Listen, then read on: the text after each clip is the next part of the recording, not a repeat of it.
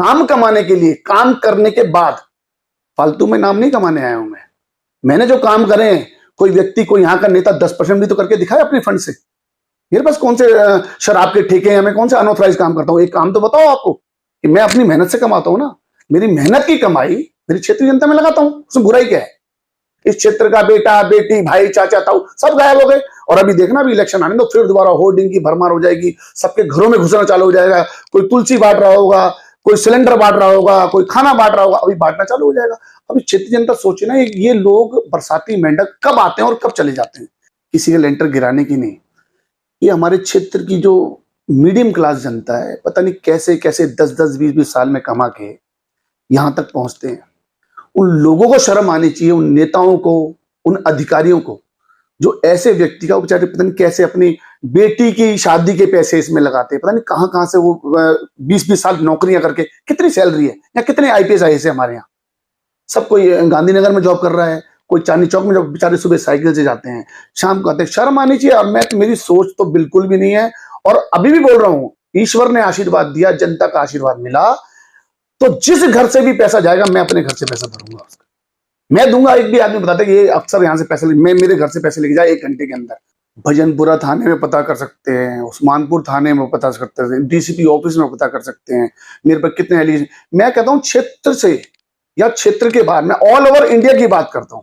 मैं तो भजनपुरा वार्ड की, ना गोंडा वार्ड की, ना गोंडा विधानसभा की, ना दिल्ली, मैं ऑल ओवर इंडिया में आपसे बता रहा हूं। एक भी व्यक्ति मुझे आप ढूंढ के ला दें और उनकी बाइट चलाएं अपने चैनल पे कि मैंने किसी का पर्सनल कभी नुकसान किया हो, बदतमीजी की हो, किसी का पैसा मारा हो। मतलब जो भी चार्जेस एक करप्ट व्यक्ति पे लग सकते हो, उसमें से कोई इतना 1% भी मेरे सामने प्रूव कर दें, मैं आज राजनीति क्या समाज सेवा भी छोड़ दूंगा।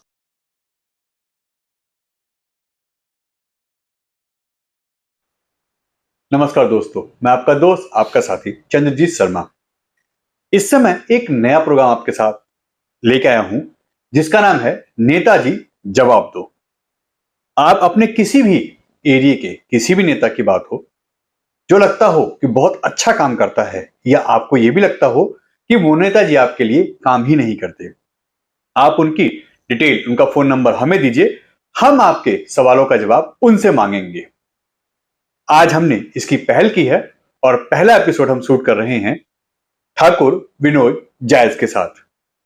अपने आप को समाज सेवी कहते हैं, एरिया का बच्चा कहते हैं, और कितना काम करते हैं, क्या इसके पीछे पॉलिटिक्स है, या आने वाले समय में वे और नेताओं की तरह ही काम करेंगे और सिर्फ अपना उल्लू सीधा करना चाहते हैं। आइए उनसे बात करते हैं कि वो किस तरीके की राजनीति करते हैं, और जो अभी करंट में हुआ है, परिसीमन हुआ है, जो आज नए वार्ड बने हैं, उसमें कितना चेंज आया है और कितना इफेक्ट इनकी राजनीति पे पड़ेगा। आइए इनसे बात करते हैं।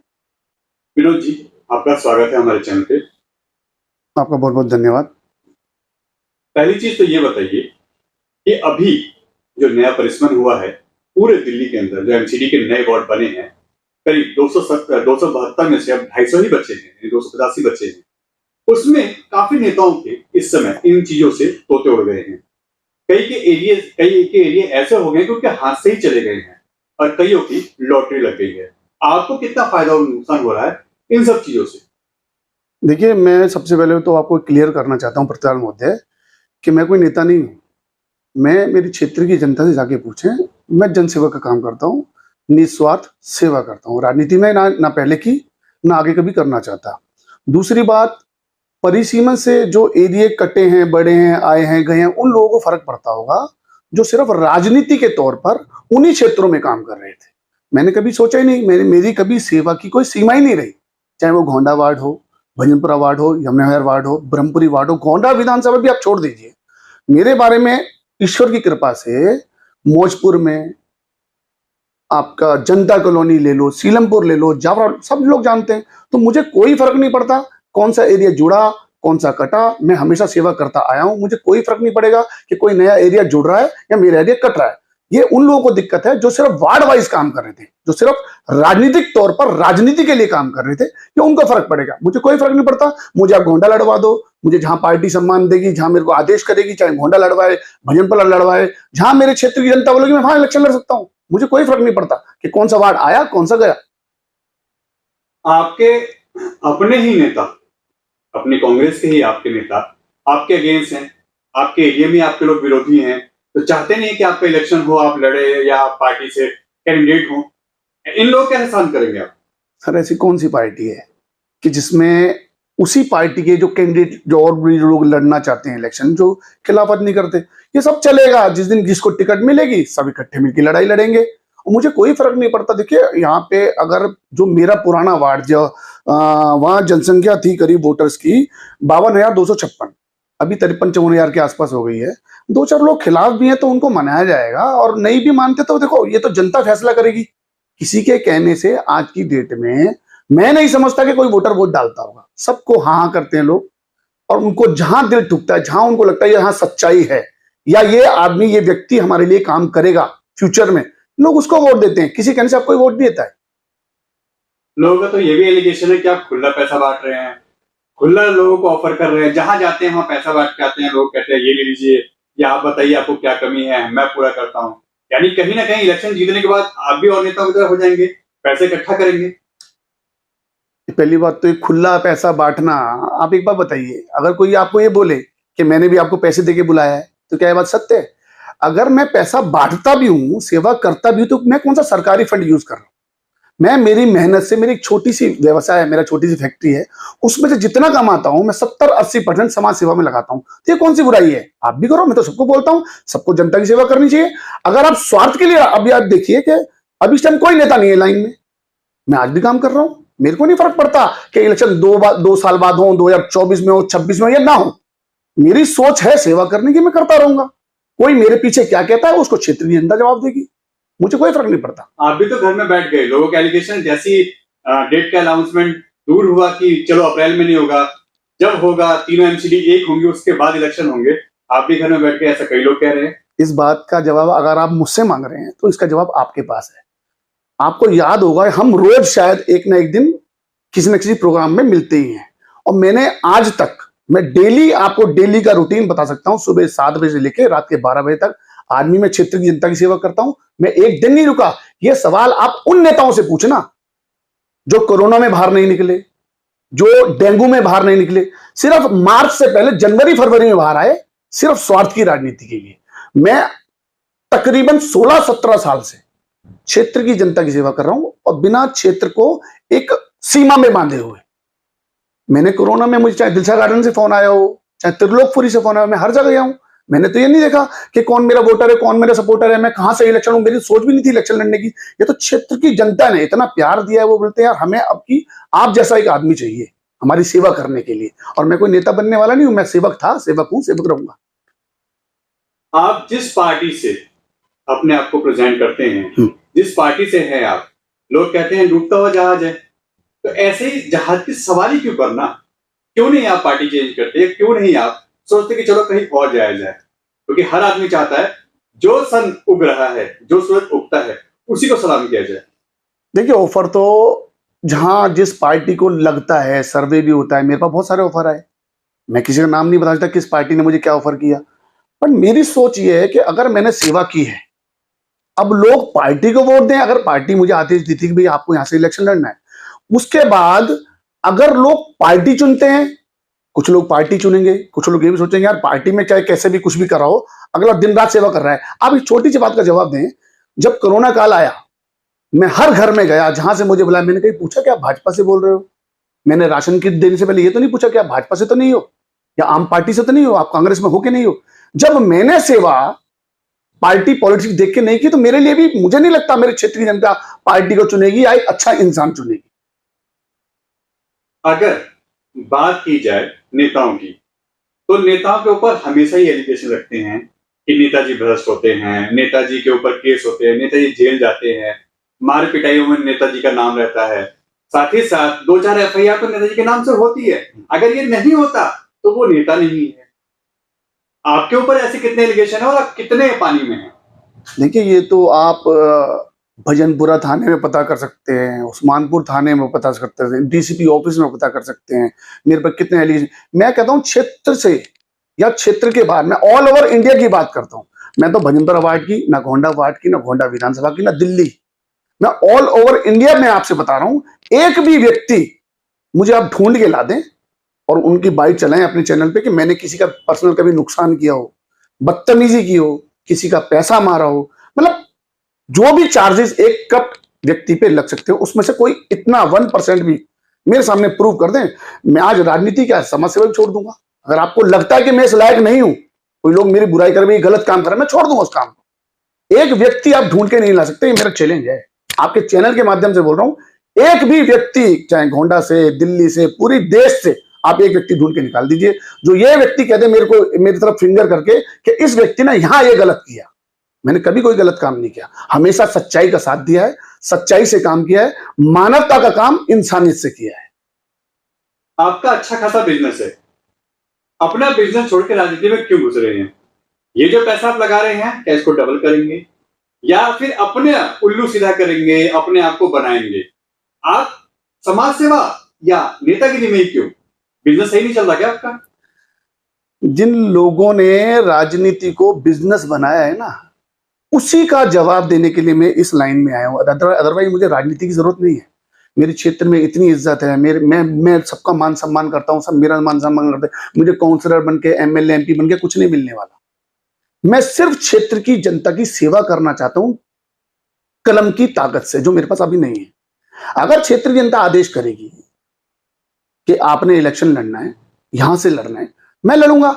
अगर जनता ही नहीं बोलेगी, मैं इलेक्शन भी नहीं लड़ूंगा। मैं आपको आज भी क्लियर कर रहा हूं, मैं राजनीति में ना तो पैसा कमाने के लिए आया, और जो आपने बात बोला अभी कि मेरी फैक्ट्री से क्या मेरा पूरा नहीं पड़ता, मैं आपको अपनी आईटीआर निकाल के दिखा सकता हूं। और जो मेरे खर्चे हैं, मैं उनको खर्चा भी, ये नहीं कि क्षेत्रीय जनता मुझ पर जबरदस्ती मुझसे काम करा रही है, ये मेरा फर्ज है जो मैं काम करता हूं।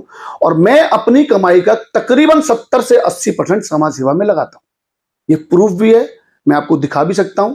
और मुझे कोई जरूरत नहीं है ये उल्टे सीधे धंधे करके पैसे कमाने की, राजनीति में। मैं अपने घर में, मेरा घर खुश है, मेरा परिवार खुश है, मेरा समाज खुश है, सब में मुझे इज्जत मिलती है, मुझे इससे ज्यादा कुछ नहीं चाहिए। मैं सिर्फ एक बार नाम कमाने के लिए, काम करने के बाद, फालतू में नाम नहीं कमाने आया हूं मैंने जो काम करे हैं, कोई व्यक्ति, कोई यहाँ का नेता 10% भी तो करके दिखाए अपने फंड से। मेरे पास कौन से शराब के ठेके हैं, मैं कौन से अनऑथराइज काम करता हूँ? एक काम तो बताओ आपको कि मैं अपनी मेहनत से कमाता हूँ ना, मेरी मेहनत की कमाई मेरी क्षेत्रीय जनता में लगाता हूँ, उसमें बुराई क्या है?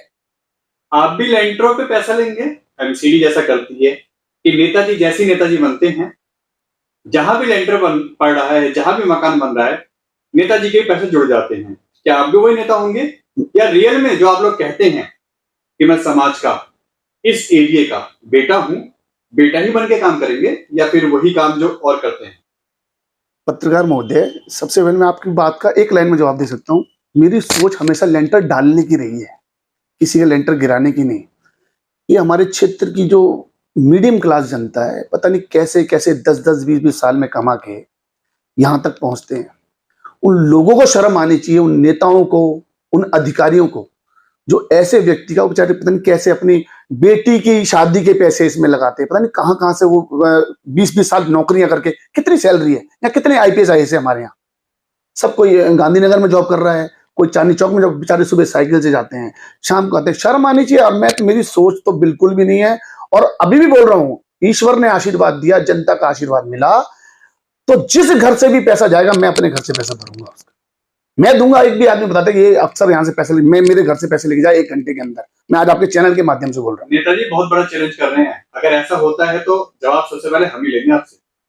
मैंने आपको बोला ना, आप अब भी, अगर ईश्वर ने आशीर्वाद दिया, बनने के बाद भी, आप कभी भी एक प्रूफ तो लेके आना मेरे लिए कि आपने यहाँ करप्शन करा या करप्ट आदमी का साथ दिया। मैं नहीं करता हूं। मेरी सोच, मेरी नीति, मैं सिर्फ राजनीति की नीति बदलने के लिए मैं राजनीति में आया हूं। मेरी कोई सोच नहीं है कि मैं एमपी एमएलए बन के 500, 600, 1000 करोड़ का अंदर बाहर कर लूं।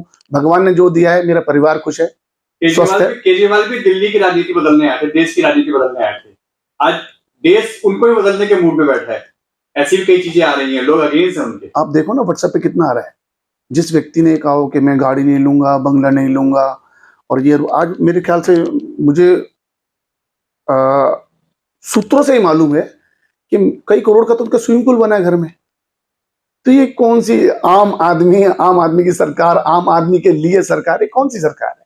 ये सिर्फ आम आदमी जो है, अब आम आदमी नहीं रहा, अब वीआईपी के कल्चर में लोग चले गए हैं। और सब अभी धीरे धीरे देखो, अब पता नहीं भाजपा क्यों कर रही है या क्या इनकी सोच है। कितने लोग अंदर जाने वाले हैं, कितने जा चुके, अब ये सरकार अंदर जाके ही बनाएंगे अपनी। आप भी कहीं ऐसे तो नहीं बन जाएंगे जैसे वो हैं? नहीं, मेरी सोच, मैंने आपको बोला कि मैं इस क्षेत्र का बेटा हूँ। अब तो खैर बेटे और बेटियां बहुत सारे आ गए हैं इस क्षेत्र में दोबारा से, जो नेता लोग हैं दोबारा, कोई कह रहा है मैं क्षेत्र की बेटी, मैं बेटा, मैं मामा, मैं चाचा। इन लोगों से पूछो, जब यहाँ के बुजुर्ग हमारे माता पिता बिना दवाइयों के मर रहे थे, बिना ऑक्सीजन के मर रहे थे, मैं नहीं चाहता दोबारा ऐसा काल आए, पर इस काल ने बहुत कुछ सिखाया है। क्षेत्र की जनता अगर आज भी नहीं समझ पाएगी तो मुझे नहीं लगता कि अच्छे आदमी को चूज कर पाएंगे। चुनना उनको होगा, सोचना होगा। ऐसे ऐसे काल गए, भगवान ना करे दोबारा आए, पर उस काल में उन्होंने देखा अपना कौन पराया कौन। इन लोगों ने, इन नेताओं ने फोन उठाने तक बंद कर दिए। भाषणों में बोलते हैं मेरी मातृशक्ति बैठी है, मेरे पिता तुल्य बुजुर्ग बैठे हैं। अरे तो उनकी सेवा करो ना भाई, आओ उनके सुख दुख में शामिल हो। ये थोड़ी ना कि जागरण में जाना और ये जनिंद्र में जाना, ये तो कोई भी जा सकता है। आप पर्सनल क्या कर रहे हो, लोगों के लिए क्या कर रहे हो? आप अपने पर्सनल पैसे कितने बच्चों को पढ़ाते हो? कितनी हमारी जो बहन बेटी विधवाएं, उनके बच्चे, आपने कितनों की हेल्प करी है? एक आप लेके आओ नेता जो पर्सनल पैसे से, अपनी मेहनत की कमाई से क्षेत्र की सेवा करता हूं। मैं भी करता हूं, जो एहसान नहीं करता किसी के ऊपर। मेरी सोच है, मेरा दिल करता है, कोई मुझे जबरदस्ती तो करने आता नहीं है कि मैं बोलूं मैं क्षेत्र में बहुत बड़ा एहसान कर रहा हूं, मैं इतना बड़ा जनसेवक हूं, कोई हो नहीं सकता, ऐसा नहीं है। बहुत से लोग हैं, बहुत से लोग ये काम करते भी रहते हैं। कई लोग हाईलाइट होते हैं, कई लोग छुप के काम करते हैं, दिखाते भी नहीं है। तो बहुत से लोग हैं। अब ये तो क्षेत्र की जनता जैसा आदेश करेगी, जैसा फैसला करेगी, नतमस्तक होंगे।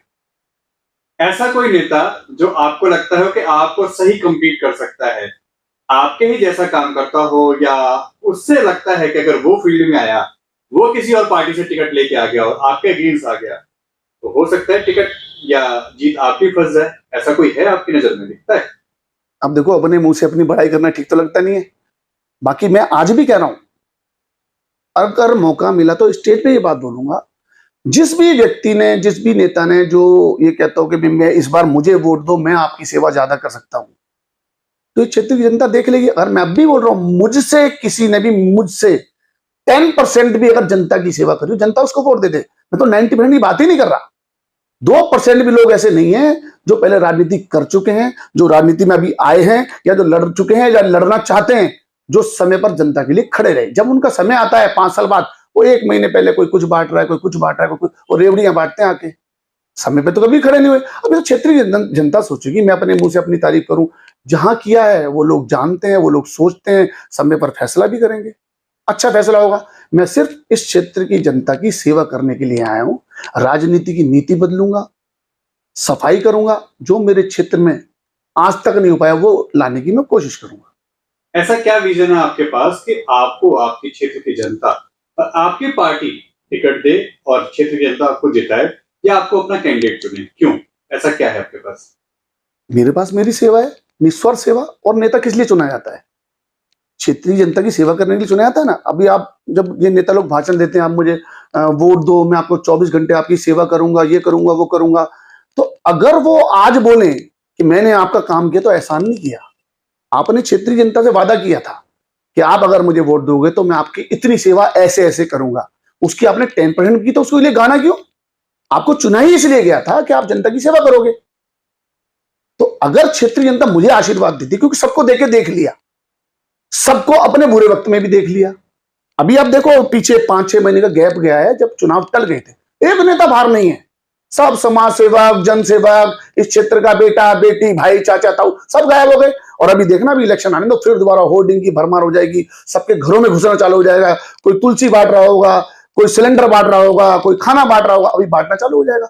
अभी क्षेत्रीय जनता सोचे ना, ये लोग बरसाती मेंढक कब आते हैं और कब चले जाते हैं। एक आदमी कंटिन्यू काम कर रहा है बिना किसी स्वार्थ के। अगर वो चाहेंगे कि हमारे क्षेत्र में एक अच्छा बच्चा नेता बने या सेवक बने, तो तभी तो मैं बन पाऊंगा। अगर वो चाहेंगे नहीं तो ठीक है, हो सकता है मुझ में कोई कमी होगी। अगर मैं अच्छा हूं, मैं काम कर रहा हूं, तो वो लोग मुझे चुनेंगे।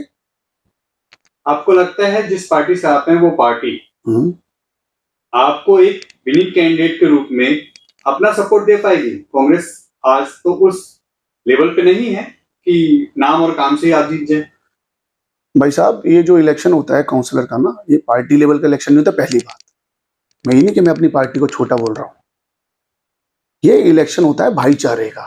इसमें लोग हाथ उसका पकड़ते हैं जो अपने हाथ के पास हो, मेरा भाई है, ये 24 घंटे अवेलेबल रहता है, या इसको हम हाथ पकड़े काम करा लेंगे, या बड़े मेरा कान पकड़ के काम करा लेंगे, ऐसा लोग चुने जाते हैं। कोई पार्टी, ये पार्टी का इलेक्शन नहीं होता है कि भाजपा, कांग्रेस और ये आम पार्टी, इसमें वो लोग चुने जाते हैं जो लोक क्षेत्र के टच में रहते हैं, जो लोक क्षेत्र की सेवा करते हैं। इसमें कोई लोग, अब इसमें बहुत सारे मेरे पास, मैं किसी नाम तो नहीं ले सकता, भाजपा के बहुत सारे मेरे भाई हैं, मेरे दोस्त हैं, मेरे चाहने वाले हैं। आम पार्टी के मैक्सिमम लोग मेरे चाहने वाले हैं, जो मुझे दिल से प्यार करते हैं, जो मुझे पीछे से आशीर्वाद भी देते हैं कि भैया इस बार आप आओगे तो हम आपके साथ रहेंगे।